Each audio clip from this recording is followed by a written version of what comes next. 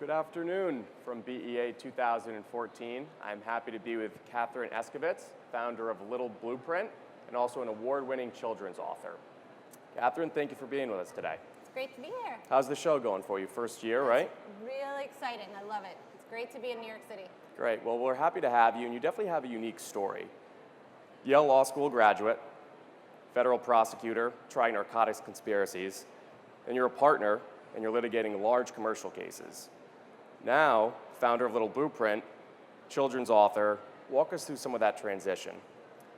Well, it's interesting. I get asked that a lot. It seems kind of dramatic to go from criminal prosecution to children's storytelling, but actually there's a lot of similarities involved because in effect, what I was doing as a trial lawyer was meeting with experts, learning all the evidence, a lot of it scientific, and then synthesizing all that information into a story for the jury and telling this jury a story that was interesting enough to entertain them, but give them all the information they needed so that they could analyze all the facts and make their own decisions.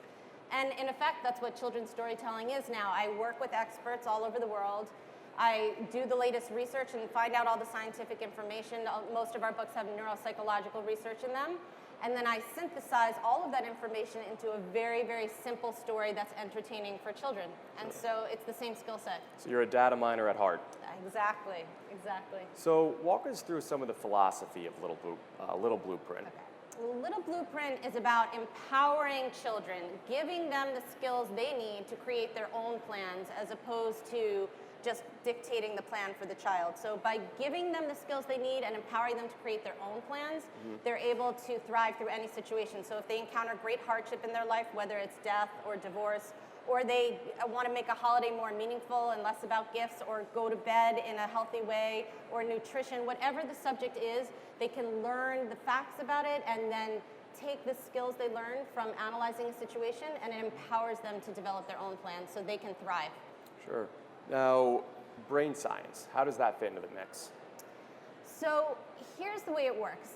We teach children to lead in any situation. And by lead, I mean we use logic, emotions, analysis, and decision making.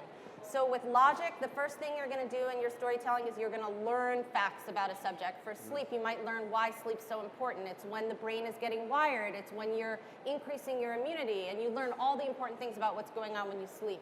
So you learn facts about a new situation. The emotions are, you explore the emotions about how you feel and how others in the world feel. So you're learning social skills of empathy and compassion and understanding what your emotions are involved.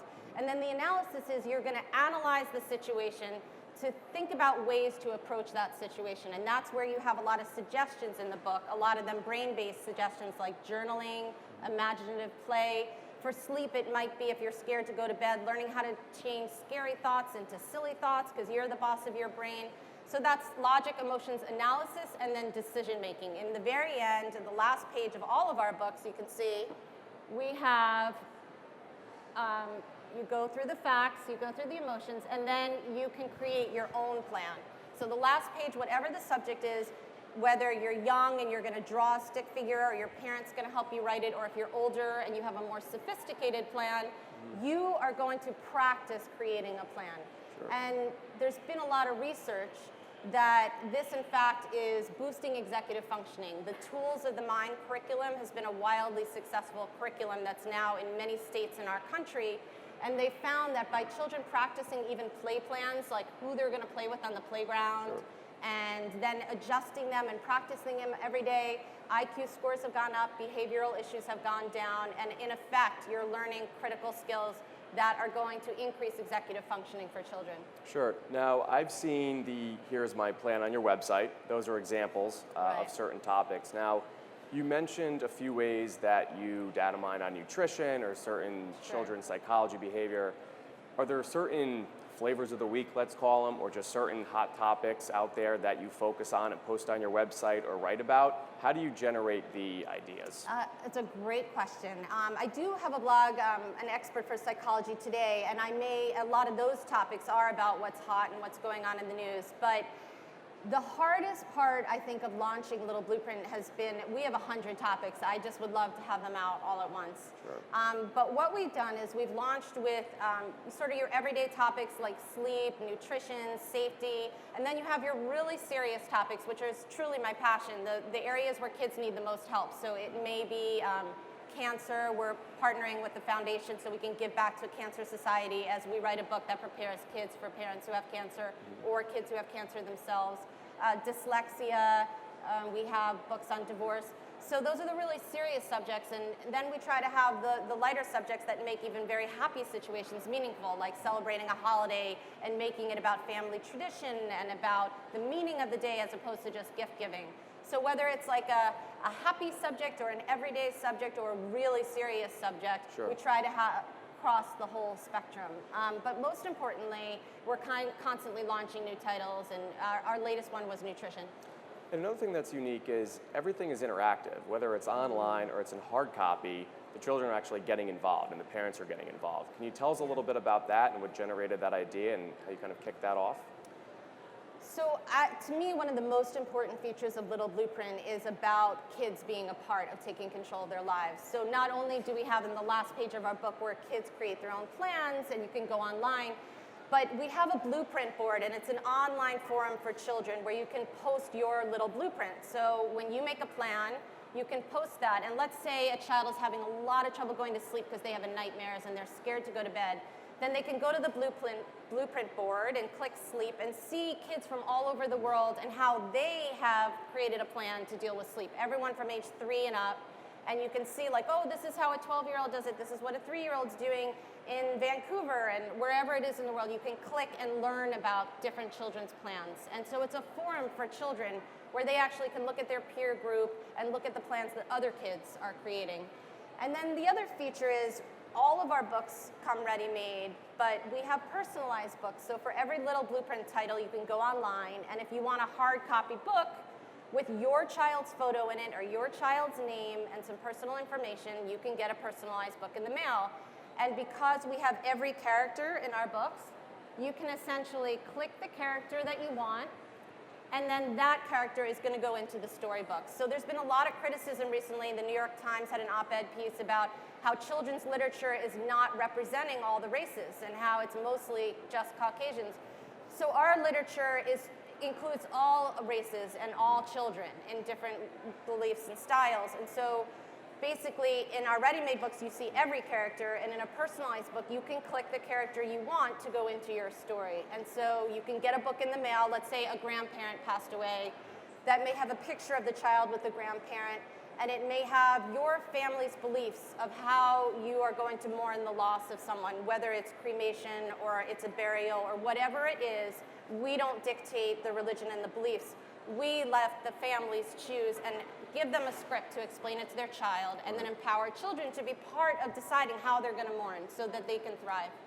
That's great. You diversify the selections and definitely let it hit home. So I'm sure you've received great feedback on that. Yeah, that's been very successful. Now you have a celebrity partnership with your sleep book. So when you download, Jennifer Gardner is actually narrating it. Can you tell us a little bit about how that partnership formed? Sure. Well, like everything else with Little Blueprint, it came about pretty organically. Jennifer Gardner and I were very close friends because our children went to preschool together. And so we went through all the trials and tribulations of preschool together for 3 years, and that was about 7 years ago. And when our children were in preschool, we would try out different things together, and that's how I started making these books. I would make them for my children and then other children. And Jennifer and her husband were going to a recording studio because they travel a lot to record some books for their children so that if one of them's away, they could play a story, or if they're on a road trip. And she asked me, she said, I'd love to play a meditation for my kids at night, but I can't find one I like that's out there on iTunes or anywhere. I've tried all of them. And I told her I had written one for Little Blueprint for our sleep book, and she asked if she could go record it for her children, and I said sure. So she recorded it for her children and was using it, and they loved it, and so then she lent it to me, and I played it for my children, and they loved it, and so she decided, you should have this with the book, my narration of it, and so we incorporated it into our sleep book. So you get a free audio download, and then we give back from every book sale a percentage that goes to Save the Children, which is a cause she deeply believes in and is aligned with our cause because it's all about early intervention for children. So I'm sure a lot of parents out there are definitely interested in the sleep book. I assume it's about behaviors around bedtime and best practice. Are there any little tidbits you can give out without too much information? Yeah, well, you know, Jerry Seinfeld did a very funny bit recently on the bedtime routine and about how it goes on and on and on, and you're either dictating a plan, for a lot of us grew up where it's bedtime now, or you're the opposite and you're rocking your child to sleep till the middle of the night. So our sleep book is about sitting down and creating a plan together. So this is how many hours of sleep we know our brain needs every night, and let's work backwards and come up with a 30-minute or a 15-minute plan together. So there's journaling, there's quiet good night games where you process the day, there's listening to a good night chat, whether it's Jennifer Garner's that we have, or you can create your own. My daughter had this terrible nightmare. And after learning how to do this, she recorded her own 30-second little goodnight chat on my iPhone, and every night we'd play it right before she went to bed for about 6 months, and it was in her voice, and it helped her relax and go to bed. So through the sleep book, kids are learning sort of lifelong skills that help them to be able to take control of a situation they're having a hard time with, and obviously that helps parents too. Sure. So that is one of many topics that we've covered, but we're going to go back to nutrition. Now, there's conflicting stories about nutrition or certain ways to practice. Right. Can you tell us a little bit about how you approach that genre? So nutrition is such an important and hot topic, and the government, the U.S. Department of Agriculture, came out with My Plate, and it sort of was to take the food pyramid and update it, and so now we have this visual of My Plate. And then Harvard looked at the government's My Plate and said, we can do better than that. And Harvard came up with their own healthy eating plate. So what I did is I took those two plates and I went to child nutritionists and said, how can we make this better for children? What are the key things that children need to know to be healthy? And we came up with what's called the balanced eating plate, My Balanced Plate. And basically, the most important three things it teaches children, in addition to a lot of other nutrition tips in the book, are that protein for breakfast. Kids are not getting enough protein for breakfast. It guides the entire day of the way you're going to eat, what your energy level is. Less sugar, it's become an epidemic. Everyone, and most of all children, are eating too much sugar. And vibrant, multicolored fruits and vegetables, because there's a lot of different nutrients. It's not okay to have just green. You need a whole rainbow of colors.